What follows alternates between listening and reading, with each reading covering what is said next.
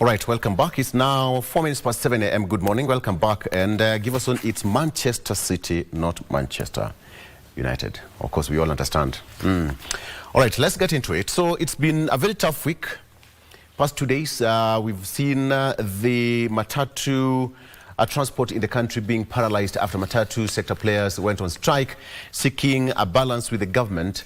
This in light with increased fuel prices. But yesterday, the government said, and the sector players, that they are going to have a 1 week off for them to have a middle ground for this to happen. So let's talk about that. It's come after a storm, right? And let's see where we strike the balance. I want us to talk about that for the next one hour, and I ask you to stay with us until the end. My name is Victor Lowe. On set, I'm joined by Marvin Mabonga. Marvin Mabonga is a political analyst. He's also a communications expert, and he'll also tell us so much more about him. Marvin, good morning. Good morning. Karibu sana. Thank you so much, Victor. Karibu, karibu. So my name is Marvin Mabonga. Right. I'm so much interested in politics and whatever happens in the country. Currently, I work with former Chief Justice David Maraga. And so we are working on an Ukatiba caravan. Very nice. To ensure that we rejuvenate this country. And so we are calling our campaign an Ukombozi campaign. An Ukombozi campaign. To ensure that this country actually is brought back to its footage. Very nice. Yeah. We'll get more into that. And Oscar Mondi is a university don. He's also political and governance expert as well. Oscar, good morning. Good morning, Victor. Good to see you. And congratulations to the wait for 22 years. You just have to say congratulations, and that is enough, Oscar. No, I'm asking, do you even have Arsenal fans or Arsenal? Let's go back. Just to keep those trophies. Just say congratulations. It's not normal. No. It's shocking that Arsenal has won the league. No. I'm shocked. No, just say congratulations. And like, congratulations is just enough. They won anyway. Congratulations, bro. The last time Arsenal won, I was 2 years old. Oh, God. You were 2 years old. Oh, God. Right. This is a moment for you in a lifetime. What was the jersey you had then? In fact, now it's time for you to celebrate even more. Oscar, we did well. Thank you. Yeah, what does that really tell you, basically, in life? Giving up is an option, and not giving up is also an option. Yes. I think this one tells that you can always struggle at the end of the day. There's always light at the end of the tunnel. Yes. Yeah. So, do you know how many years of ridicule and tears and pain? Not even how many years of ridicule. People have committed suicide because of this thing called Arsenal. Exactly. And we've lost lives. So I think we won't lose more lives because of the excitement also. After 22 years of wait, I hope they calm down and the celebration should be moderate. So you don't lose more lives because of celebration. We might also lose lives because of celebration. This is going to be ungovernable. Because Arsenal, to be honest, I've watched their fans, they're so emotional. I think the most emotional fans, if you watch Arsenal matches, yes, sometimes when the camera goes to, when they're almost losing, when the camera goes to the crowd, you see small children, women, and people, and old people, and they're very, very emotional, which you don't see in other teams. What does it tell you? That if you have, that is real passion, real passion, yes, and if you have got real fanatics, they don't matter. It doesn't matter where they go to. You know, they travel. Some of them buy tickets for a whole season. The thing, again, the thing I was understanding yesterday from a debate about this particular league. Yes. That most of Chelsea and Man City fans were once Arsenal fans. But they gave up along the way. They decamped. Yeah, they decamped. Because of the long wait. Because of the long wait. So what next? Are they going to come back? No, they can't come back. All right. Okay. Let's get into this. So on the front page of the Standard, gentlemen, Walking Nation. This is just based on what happened in the last 2 days. Walking Nation. Nothing stands in the way of President William Ruto's taste for finer things in life. Not citizens forced to trek for kilometers as they try to eke out a living, and not even relatives mourning loved ones shot by police during the 2-day Matatu protests. As he flies in private jets and cruises in the latest Mercedes-Benz, Governor Johnson Sakaja has been designated as a trustee in talks with transport sector players in the fuel price negotiations. While his cabinet secretaries lurch from one blunder to another, and Deputy President Kithure Kindiki appears adrift amid the unfolding development as the president keeps flying. That is on the front page of the Standard. I have to put it there for the record. Okay, that is what's on the front page of the Standard newspaper. On the inner pages, there is that case of many people who were shot. The families are now actually seeking for justice for their loved ones who lost their lives during the protest. On the front page of the Star, Matatu operators call off boycott as state seeks way out. Matatu operators call off boycott as state seeks way out. Commuters, however, still facing relatively high fares. They're not so certain on how it's going to be. It's been a working nation and tough 2 days. Senators summon IG over alleged expulsion of pregnant recruits. That is on the inner pages of the Star newspaper. But there's also something quite interesting here. India turns to Kenya for Africa growth strategy. Remember, there's another India-Africa summit that is coming up, gentlemen. After we had France-Africa summit, why the interest all of a sudden on Africa? And finally, on the front page of the Daily Nation, how state can lower fuel prices. How state can lower fuel prices.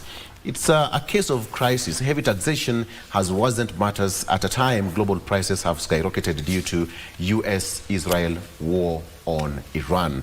So the Daily Nation has given, a bit of some statistics and suggestions on how the fuel prices can be reduced. But even that, the act of balancing this is with the international oil prices well beyond the government control and the fuel subsidy kitty all but exhausted. Petroleum taxes and margins enjoyed by all marketing companies will become the focal point for state negotiators seeking to appease public sector transport operators as they also race against time to lower the cost of fuel within the next 7 days. Will they succeed in averting another economic shutdown? That's what's here. And yesterday when I had a discussion, an interview with CS, that is John Mbadi, he said that the National Treasury has run out of options available. And he's also asking the Matatu sector players to go slow on this because whatever is happening is beyond the government's control. Gentlemen, let's come back to it. Let's talk about finding the balance. It was a very tough week, Marvin. Sure. Kenyans, it was a very tough week, but Kenyans are resilient. Yeah, sure. It has been a very tough week, honestly, as we speak. We've seen what has happened for the past 2 days, especially with the strike in matters fuel prices. Remember that EPRA has been revising the prices. In a few weeks ago, there are some kind of prices that were increased on fuel. Remember, this government actually, they increased that fuel with 30 shillings and then thereafter reduced it with 10 shillings. And then a few days ago, we saw that the government increased even more on diesel. It's the first time whereby we are buying fuel at $1.8 per liter. Kenya, actually, when you look at how prices, fuel prices are across the continent, you'll find out that Kenya is our country. We are purchasing fuel at a very expensive rate as compared to our neighbors and even other countries out there. We have Algeria. I hope you know Algeria. Algeria is in the West Africa or Northern Africa? Northern bit of it. Yeah, they purchase fuel at $0.36. That is about 46.44 Kenyan shillings. While Kenya, in East Africa, and we have a port, we're purchasing fuel at $1.8. That is about 244 Kenyan shillings. Why? One of the reasons why we're having these issues is because the government has not been able to manage their own interests. You find out that we're having these prices being hiked because most of the government officials actually are in petroleum. They do business among themselves. Are you sure about that? Yeah, sure, honestly. It is in the public domain because one of the reasons why I say that is because of what the president said when he was the deputy president. You remember when he was questioning about why fuel in Kenya is expensive as compared to Uganda, Tanzania, and Rwanda, Burundi. Yet all these products are going through Kenya before being consumed in all those countries. But then we thought it was about the, the conflict in the Middle East.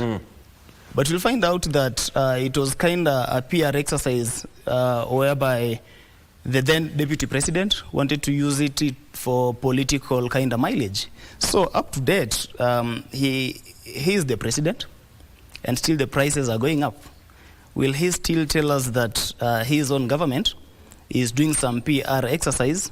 There is no kind of war or conflict in the Middle East that is affecting our fuel prices. So what we need to understand, what the government needs to set clear, we need to get our priorities first. If we get into these offices, want to trade amongst ourselves so that we can make probably some profits, rather than thinking about what the normal Kenyan citizen is going through, then it's not going to be a walk in the park. Okay. So we need to get our priorities right as a nation. And then we also need to come out clearly whether it is a conflict issue in the Middle East, or it's just a personal interest whereby we want to increase all these prices. So tell me how fuel in Algeria is $0.3 while fuel in Kenya is $1.8. A question that we'll ask ourselves later on in the program. Oscar, a tough week, and I believe that you are also part of it. There's nothing tough. Nothing.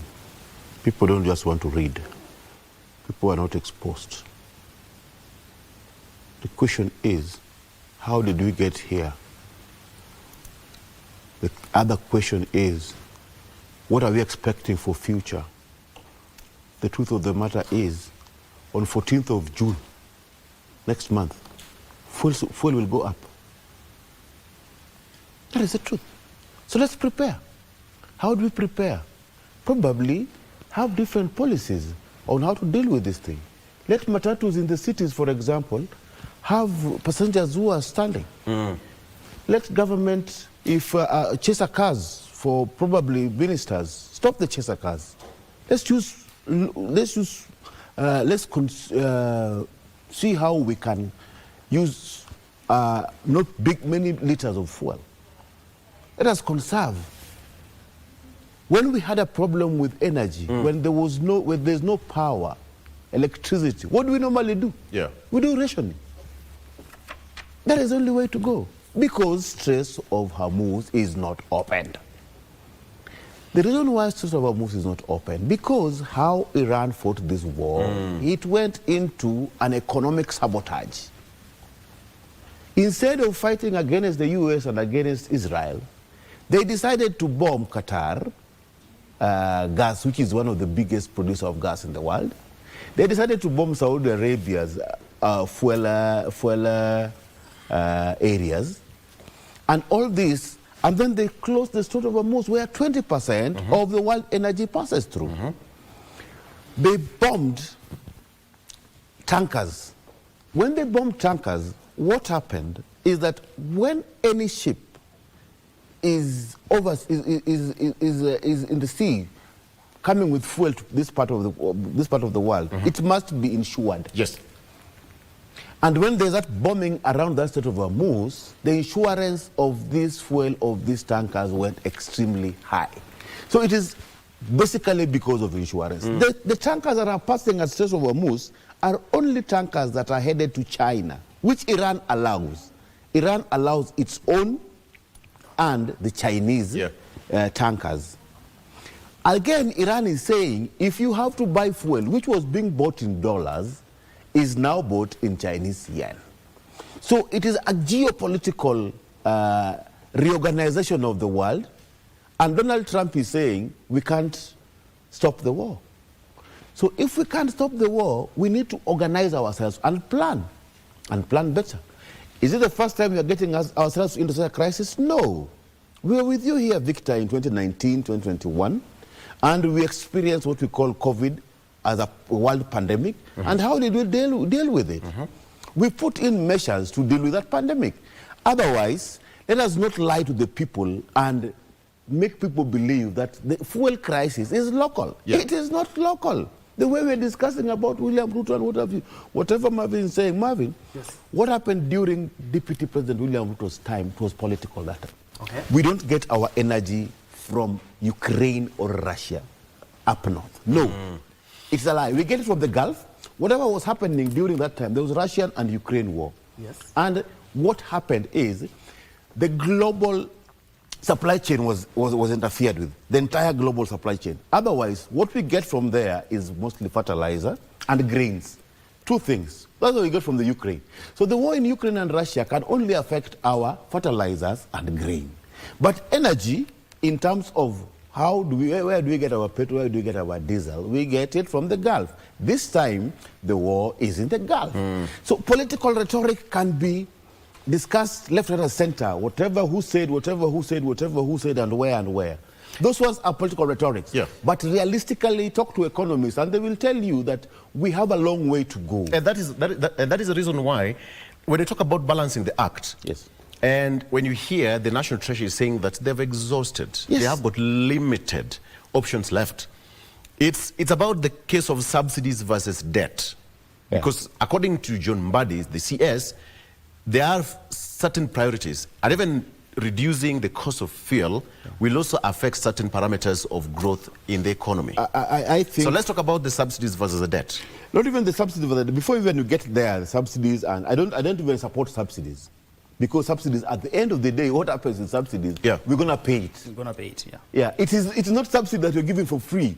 It is that to caution this particular time, temporarily, let's hold on. Probably we have the oil market and what have you. But at the end of the day, we still have to pay those subsidies. So I will not support that subsidy idea. I will want to go like this. The first thing, stop government wastages. There's too much wastage in government. And you know, Victor, we discussed with you here during the Gen Z revolution. One of the things that was raised, that opulence, government wastage, Yes. should be dealt with. I think by that time, there are things that we did. You remember, we had the First Lady's office that was scrapped. You remember, The Second Lady's the office. Second Lady's office was scrapped, which were things that were wastages in government. What we need to do, what Mbadi needs to tell us, how much can he save in terms of bringing down government wastage? Because government wastage is too much. Yeah. The guzzlers that we have in government, the SUV vehicles, some of them are heavy consumers are fuel guzzlers. What do we do with those ones? If we can deal with the traveling allowance, MCAs, ministers, why would, like for example, Madaraka Day? How much are you going to spend on Madaraka Day? We might be spending probably 3 billion or 2 billion, I don't know. But in case we can agree that the president should be in State House, address the nation from State House, don't have to go all the way to Wajir to do Madaraka Day with almost 70 ministers, or almost all the 22 ministers have to be there, And they're all directors. being given per diem. And all of them are being given. So we might be able to, if you like, in terms of expenditure, how much are you going to spend on Madaraka Day in Wajir? It could go to 3 billion shillings. If 3 billion, you know, we've tried to caution the fuel problem with 12 billion for the last 2 months. Yeah. 2 months, 12 billion.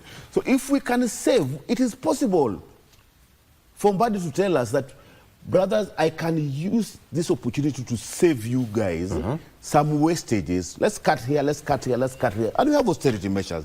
And that will caution the fuel. We have that money somewhere. What CS is saying that his hands are too tied. I think he's only talking about the levies, the 8 levies that are Yes. on fuel, that he cannot touch them, which I completely probably agree.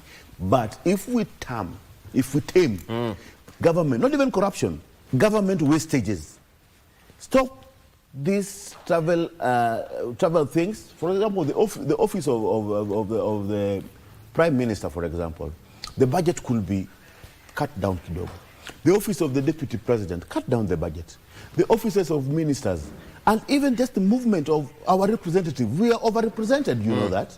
And we are overrepresented by women reps in office, this number of senators. You remember sometimes when I think Sifuna was talking about that he has almost, is it 1 million, Bob, or 350,000 shillings, put in his account for a card to use the expressway. Those ones we should really check. We can really check those ones and make sure that we minimize on government wastage to cushion the fuel problem. Let's talk about the global energy shocks versus the domestic public welfare. Because now, when we talk about the Strait of Hormuz, that is one. The global effect has got a ripple effect back home. How can the government, because at the end of the day, there has to be some balance, to be at play. Wakili, good morning. Good morning, how are you? I'll bring you on board shortly. Thank you. Okay. But when you talk about the global shocks, the energy sector, whatever is happening, you'll realize the government has got a potential to predict what's just about to happen, all right? To predict what's about to happen and put some strong and good shock absorbers to the citizens. How do we hit this? Marvin? Personally, as we say, as you've put it clearly, that the government actually predicts whatever might happen possibly in the near future. Yeah. And so we all knew that whatever is happening in the Gulf and in the Middle East could affect the prices, the fuel prices in the country. I asked you a question on why fuel in Algeria is 4 times cheaper than fuel in Kenya. The government of Algeria, whatever they do is that they have fuel reserves, which means even if we have a crisis that will last probably for the next 5 months, then these reserves will be able to cover whatever was coming to happen in the next few days or few weeks. And so what we need to understand as a nation is that our government needs to plan for the future. We need to have fuel reserves in such a way that whenever such a crisis happens, then we fall back to that. My friend here put it quite clearly that we have wastage in the expenditure, especially in the national government. I need to remind him that currently, the current government has spent 10 billion in the State House, in the last three years, which is exactly what was used by Uhuru Kenyatta's government since 2013 to 2022. So it means if this government is going to be there for the next 2 or 3 years, even, the expenses are going to be very high as compared to what we saw in the previous government. So what we need to understand, what the government needs to do at the moment. Remember, we are being told that the government loses at least 800 billion Kenyan shillings in every financial year. Do you know how much 800 billion shilling is? And what can it do in the economy? If at all the national government, the county government, decided to end corruption, as we have always talked about it, these 800 billion shillings that get lost every financial year, it could be pumped into the economy to ensure that we have such goods, that is fuel and even other goods out there. But then 12 billion was actually put into the economy to ensure that fuel crisis was properly managed. If at all 800 billion, which get lost in the corruption, was put there, then we wouldn't be having such a scenario that we saw in the previous 2 to 3 days. But then Kenyan citizens need to understand that it is actually going to get even more tough. And so, as you said, we need to have that shock absorber. We need to tighten our seatbelts. And then, of course, fuel. Personally, I believe the fuel prices will even go higher to up to 250 Kenyan shillings and above. We hope it doesn't get there. It will. Doesn't get there. With the current government, it will. It should be 320 now. It should be 320 now. If we did caution with the 12 billion and 8% VAT that was removed, the fuel prices will have gone much higher to 320 now. So the truth of the matter is that the prices that we have today are April landing prices, which went up by 20% for diesel and 10% for petrol. And that means that if the the May landing price goes up, which automatically will go up, that means that it will, even the 8% of VAT that has been removed will be will mean anything. Okay. Before I take a break, Wakili, you realize that the sector players that say that they have 1 week to negotiate and to come up with some middle ground. Assume that there is no white smoke. Okay, we had white smoke yesterday, but assume that there is no white smoke at the end of 7 days. So what happens? Because a balance has to be found at some point. I think that's a possibility that nothing much will change. And the possibility is because what the public lacked for me in the reaction that we had was merely information. When the public is prepared, is explained, because changes will be there, hard times will be there, and it will affect not only Kenya, but in the whole world. We had budgeted without projections over what that's going to happen. In law, we have ordinarily in contractual making, we provide for all that. For instance, something called an act of God or unforeseeable circumstances that come into play. That ordinarily happens. There was COVID, there could be El Nino, there could be interventions in ordinary life that interrupt a cause. When that happens, all you need is information. I think the public ought to have been explained continuously and persistently in order to be able to absorb the shock that would eventually come on account of what we call hardships. You see, the Oriental reaction that we get, that is ordinarily infused by emotion, is because I have no explanation that is relevant and logical that will fit into the jigsaw of the unknown. All right? The fear of the unknown then will ordinarily generate international psyche that then violates the consistent of security as we would want in the economy. So a pattern when established, waking up, going to work, and the salary is not adjusted such as then to cushion me on the lifestyle that I've led, so that then I can pay my school fees, I can do my ordinary planning that I have done. That disruption is what then brings the reaction. So when in that 1 week, one thing we expect is that information to be able to be put to the public of what is going on now in ordinary sense so that it makes sense to the public. Number two, it is possible that these interventions may not bring the fuel prices to where they were before this change. But if the change is reasonable enough, such as that, then it is demonstrable that the ministry and the government has done enough to be able to cushion. You said adjustments have to be done. 2 shillings, 3 shillings, 1 shilling. Ordinarily, that's acceptable, and you will get a reaction because remember, for instance, a Matatu operator pays a loan on a fleet of 20 vehicles cumulatively of the small additions that are there, that interrupts the very contractual obligation the person has to meet with the bank. And disrupts, obviously, the end user, who is the consumer who pays that Matatu fare. And the whole sector then becomes disrupted.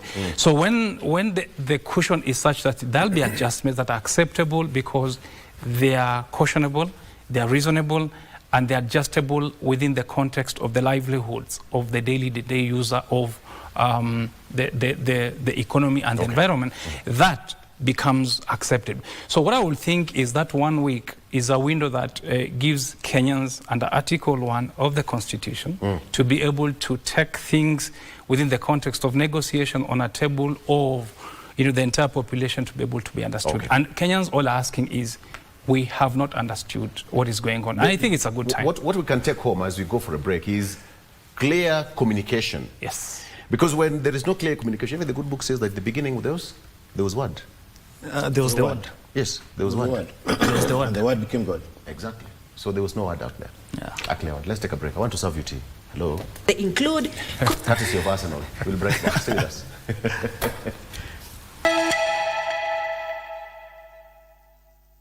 All right. So here we are. Let's come back to this discussion. Okay.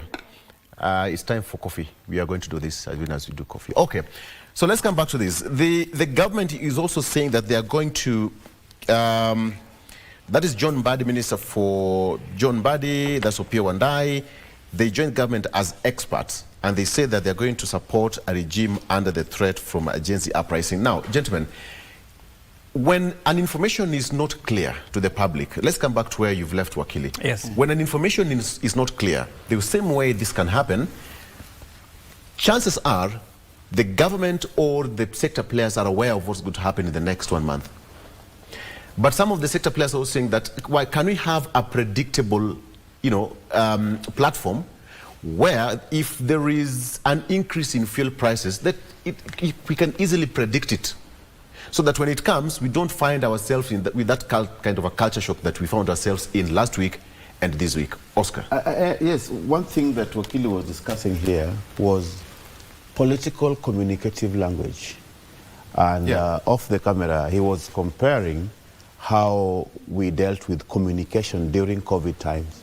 You remember we had the president, we had Magoha, we had Mwangangi, and we had Dr. Moth, who will come in our televisions and display and explain to us why we need to stay at home during lockdown, for example, which is very good perspective from what Wakili said. But I also have to appreciate that these experts, John Badi, Wandai, Murkomen, and Chirchir yesterday, and the whole 3 days, the way they've acted has been better, because now we are coming to see at least cabinet secretaries acting and communicating, no matter how bad it is, but they've tried to manage the emotions. True.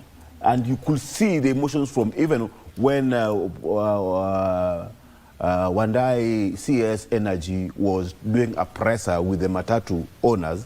You could see the emotions from the Matatu owners, but still the CS said, okay, we finished this one, can we discuss it tomorrow? So there was that empathy and trying to talk to the people that we are caught up in this. One good thing that happened during the last 2 days, the absence of Gachagua. That was also saved the country. What do you mean? Because he is the guy who brings in more fire to the thing. Again, the best thing that has happened... We don't have to get political. Can I finish? Oscar, you just said I'm just saying the political podium. Yeah. And the good thing that has happened, for example, the absence of the president also. The absence of the president and the absence of Gachagua. Because also the absence of the president, Kidogo, at least we were listening now to Transport Ministry, David Chirchir. We were listening to CS Energy. Let the people who are in this probably explain this. Because at the end of the day, if you see, and we also listen to the Matatu operators themselves. You see, that because we can see the frustration. And you see the frustration of a working nation. People are walking down, and the Matatu also explaining that, guys, you are our clients, but the fuel costs as they are now does not even make sense to our business. So everybody had got to be listened as the shareholders. If we bring politics to this, I'm only worried that over the weekend, we can see people going again on top of SUV vehicles to explain to us on political podiums how the fuel increase has been brought about by political machinations. You know, it only brings more chaff to already a very technical thing that should be explained by economists and prepare them. And I've told you that June 14th, EPRA will announce another increase, for example. If they will announce another increase, now we should be able to be prepared, and we caution. And I've told you, let us tame wastages, let us use few liters of fuel, things like those ones, and let us see how we can save some money somewhere. But if we go political, then you can see what happened, and criminals will take advantage, and people will burn houses, and people will block roads, take advantage of the process. Okay, my friend, let's talk about the... Victor, my friend Omondi here said that the absence of the president and even the absence of the impeached deputy president Gachagua saved this country. But I can tell him that the presence of Karen Nyamu actually made it even worse. Tell me how a senator... Imagine, tell me how a senator in the parliament actually says that those people who are demonstrating, they don't have vehicles. I mean, these kind of fuel prices, they don't affect those people who don't have vehicles. What the members of parliament need to understand is that the current crisis does not only affect those people with vehicles. It affects every Kenyan, because all these services that we get them because they are transported from one point to another. And that, I mean, we have fuel being consumed somewhere. So the absence of Gachagua and William Ruto actually saved the country, but the presence of Karen Nyamu made it even worse. Okay. Let's talk about the aspect of public crisis management. Because when it comes to, remember what happened last night, the previous night, when they had a press conference, when the CSS sat and gave an information, then immediately after, there was a rebuttal, which actually conflicted the outcome and part of the negotiation. Wakili, when you hear such, and when it comes to negotiation, there has to be a middle ground. And that middle ground happens in a boardroom. But Wanjiku is out there waiting patiently, 9 p.m., 9:30, almost 10 p.m., everything is at a standstill. But the crisis management does not come out so seamlessly for Wanjiku to have that sigh of relief after a hard day.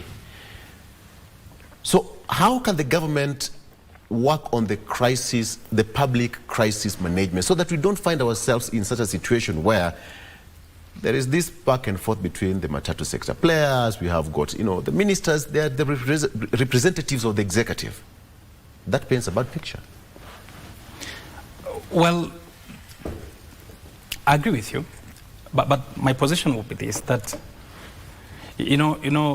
Kenyans, we should react where it matters. And I'll say this in this context. We have a problem, and we have a crisis, and we agree on it. We have people that we have elected to represent us. I repeat, I've said this on this forum before, and I say it now. Our biggest folly and our missing link is Parliament. Always. It always disappoints us when it matters. Yes. Look at the finance bill. It didn't have to go the way it went with the Gen Zs. They never listened. They went ahead. They never cushioned us. Again, in this instance, Parliament ought to be counted. It is not being counted. It is absent. And the best we see them are weekends instead of being the crisis solvers for the people who have sent them to represent them. You see, Parliament are individuals coming from certain communities that have been sent to represent those communities and speak for them. Act as if it is those people speaking in Parliament, but in absence of those people, because we can't go there in crowds. We can't assemble in Kasarani to pass resolutions, some technical, about how to solve fuel crisis. So when you budget and you say this is how we will run our economy through the budgetary process in Parliament, and then through, because that's a legislative process, and then you pass a law called a finance bill, to become a finance act in a manner in which the economy is going to be managed. And Parliament has advisors, economic advisors on this. When it comes to an intervention and interruption of the budget that you have put that then interrupts the socio-economic well-being of the people that you represent, collectively and individually, Parliament has a duty to intervene. They seem to want not to interrupt that because it's unpopular, or they may make mistakes that make them unpopular. So the communication that you say is coming from executive, which has a trust relationship with the public on account of laws that are being made by Parliament. When I say, therefore, Kenyans should know where to direct the blame, is that we must blame those that then we see are mismanaging the economy. But we must blame that those are responsible for cushioning us from even that probably unwelcome outcome of the ruler and rule relationship. My point is this, that when you put an executive, the executive responsibility is in law, but the executive will want to go to the extent of self-preservation at all times. Then we've put a cushion of Parliament and members of Parliament, the instance of which are supposed then to be checkers of that executive persistently, consistently, insistently, continuously. That's your job. When you sleep, you wake up, that's your job.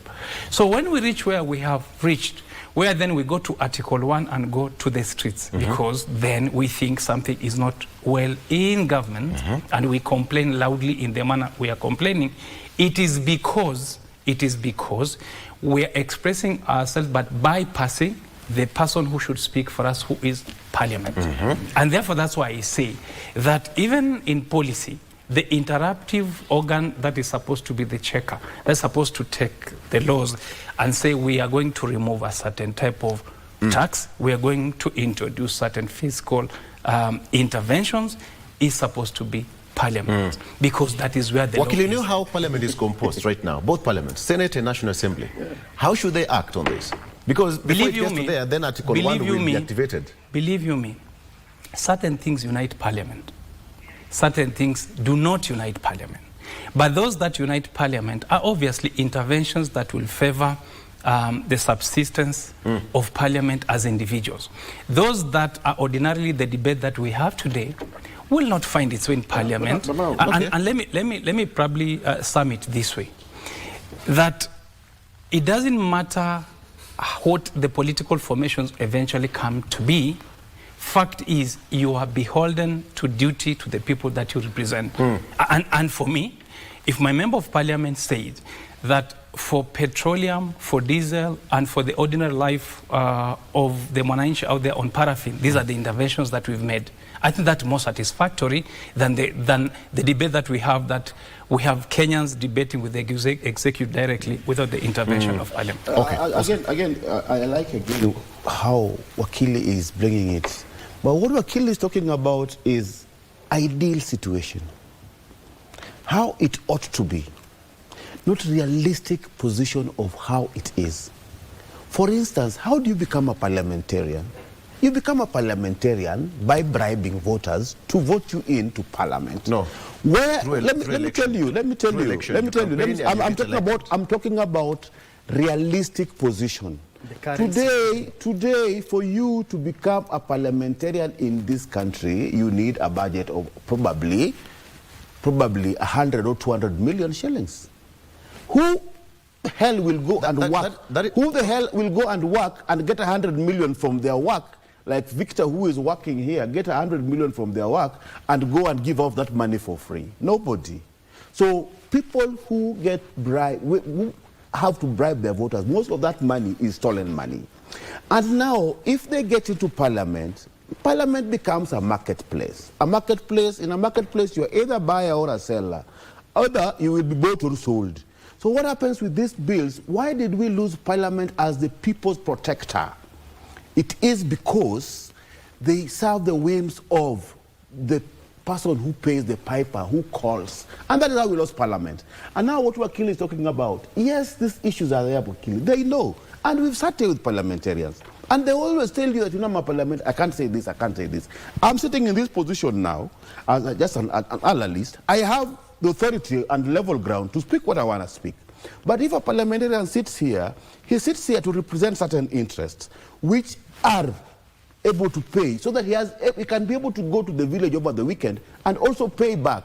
So it is something like a patronage. There's some patronage that goes down the line. So Parliament, we lost it, Wakili, as a people's protector's house. So in reality, we can only use these spaces like whatever we are doing here today. And that is why even in the fuel crisis thing, you've seen parliamentarians have disappeared. Call them tomorrow. Most of them will not even come here. Yes, because they don't want to participate in this debate. No. Because at the end of the day, they will say something which is against the executive, who represent them in certain ways. That's a calendar. No, what I'm telling you. What Wakili is talking about, but the truth of the matter is, these things should be discussed and conversed in Parliament. Why are we not able to converse and discuss them with the people's protectors, with the people's representatives? People's representative is that if Matatu Owners Association should not even go to the CS Energy, they should march to Parliament. And that is where the representatives sit. And that is why the CS Energy is the representative and appointee member of Parliament. That is why Member of Parliament Ndindi Nyoro also wrote to the National Assembly for a special sitting. And one of the proposals is that such kind of products like fuel should be tax exempt. And that's now where Parliament comes in to anchor such kind of laws, whether it is going to affect the VAT, the levies that we have, the road maintenance levies and all that, or the 8 or 9 levies that we have. What Wakili told you, what unites Parliament is individual self-individual interest. Okay. When they want to put their salaries up, when they want to have an allowance, it unites them. Okay. But when there's fuel crisis that affects the Wanjiko you're talking about, it divides parliament because some people, half of them or the bigger percentage, will be for or against the executive, not the... Do we have national preparedness? National preparedness. Remember we had an oil refinery down the coast. Was it Changamwe? It's Changamwe, yeah. Exactly. From 2013. Do we have a state where we have national preparedness as a nation? You talked of Algeria. Yeah, sure. And a week or so ago, the president talked about, going to Tanzania and bring another oil refinery, that we can have our own refinery locally here. I think it's high time that we also had ours. But that is long term. We're talking about short term. I'm also talking about that, yes. But then that's long term strategy. Long term strategy. For Exactly. example, you remember, just 1 minute. You remember when there was a Gen Z problem down here? Parliament rushed and sat down, and they signed that we bring in the military. Immediately. They were united in that. Today, if Wanjiko is suffering and is walking, Parliament should be able to sit down that, okay, can we sit down at 10? And at 10, let us pass this one so that we cushion the full process. And EPRA will implement immediately. But those ones don't unite Parliament anymore because they are not representative of the people. They are accountable to the people who gave the money to go and bribe those people. Because at the end of the day, there's that cycle of recovery and learning. And I want to talk about within 8 minutes. Marvin. Victor, the president was in Tanzania recently, and we heard when he said that he had had a conversation with the president of Tanzania, that is Samia Suluhu, about having a refinery in, was it in Arusha? Tanga. In Tanga, right? In Tanga. Okay, yeah. But then, in fact, he was lying because they had not had such kind of conversation. We saw Madam Suluhu actually openly claiming that they have not had such kind of discussion or conversation between her and the president. And so we've been having a refinery in Changamwe, but then it is no more. And that's why I said that the current government, they don't know the priorities that they need to put first. We are speaking about the parliament. The national parliament, I mean, that is the National Assembly and the Senate. Those members who are in that house, I must call them as crooked kind of members, because they don't understand the kind of pain that a common citizen goes through. As we said, if tomorrow they were having a session on the increment of their salaries, they'll have that session from 7 a.m. up to around midnight. But then we're having this national crisis on fuel. They are nowhere to be seen. Why? Because they have fuel allowances. For them, it doesn't matter. Okay. Tomorrow, they'll be on the podium. They'll be on those SUVs on top of the vehicles, discussing matters that actually they don't mean to Kenyans. So what we need to understand, we as Kenyans, is that, my friend here talked about how these people get into the parliament. They do bribe Kenyan voters. In the next general election, we as citizens, we need to understand that whatever the members of parliament makes us do, it comes to bite us. Okay. So in the coming election, we need to ensure that we have people of sound mind, people who understand what Kenyans are going through. What about recovery? Because now, this fuel adjustment will be there. Over every other month, it's going to be there. But there's something that we have to learn. Yes. What can we recover as at now, and what are we learning at the moment, so that we can have short-term measures? Personally, as I said, first of all, we need to curb corruption. We are losing a lot of money in corruption. If we curb that corruption and then put these monies where they ought to be, then we would be having such kind of crisis, because, as I said, we would have had even reserves of fuel. And so, apart from that, we need to have information, access of information. Kenyans don't access information. The information is actually being held by those in government. So if we had, if the government actually cushioned Kenyans before this crisis, then of course we would have been ready for what is coming. And so we need to have access of information. We need to put everything clearly out there. Tell me how someone is being found with 500 million in pocket that is meant for fuel. Okay. Wakili, the recovery process is part and parcel of public crisis management. How do you recover from this, And what are we going to learn out of this? Oh, my take on that is that crisis management have two facets. One is the person who bears the most must be able to understand the type of pain that the person has to go through for what probably projected period of time, and what hope is promised to that person. So which means this, that when there's a crisis, you need to explain the people that crisis and then tell them that the context will be in the next 3 months, these prices will go down because we put the following measures. We're waiting for the budget. We're waiting for this. Detection and preparedness. Yes. Yeah. Now, the beauty about that is then if I'm a bank and I have clients and the clients come to me to ask for adjustments within a period of time, for instance, on installments of payment of loans, I will then appreciate a negotiation probably to alter the contractual terms of, say, from 800,000 to 600,000, and so on and so forth. The other bit is, the problem is we live in a web of many sectors that when one is touched, it then replicates into all the sectors.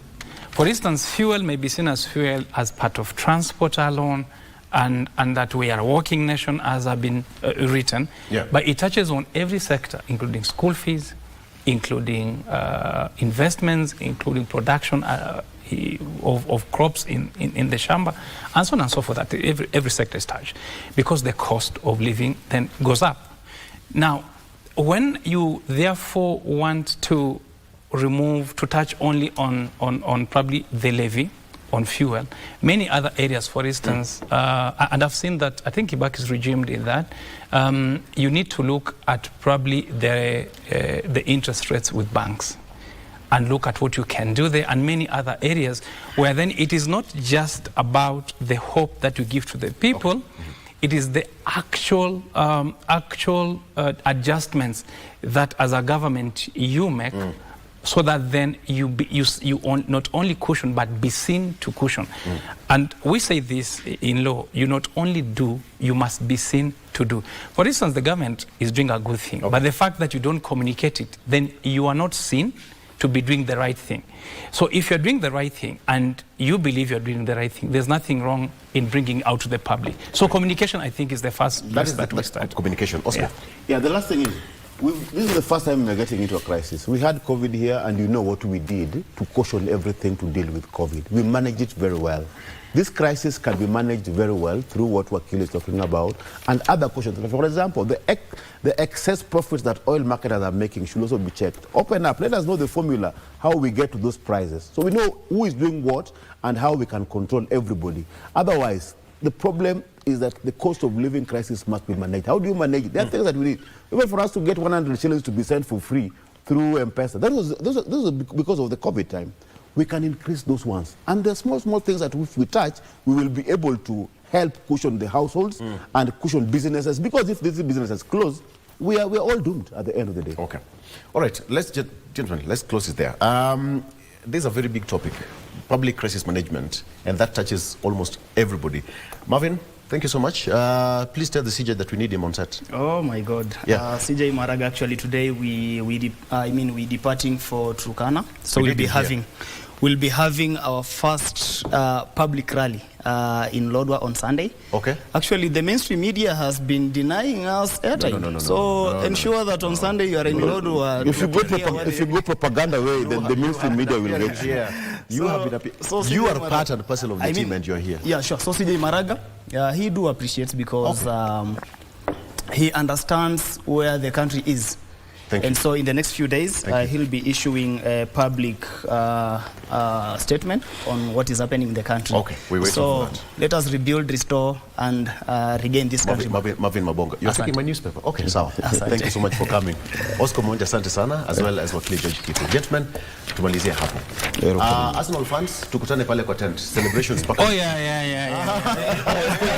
That was a topic. 50%. No, you are late. We discussed it, and 22 years. But how many minutes did you give it? we gave, because this is No, that's a whole 1 hour topic. Arsenal.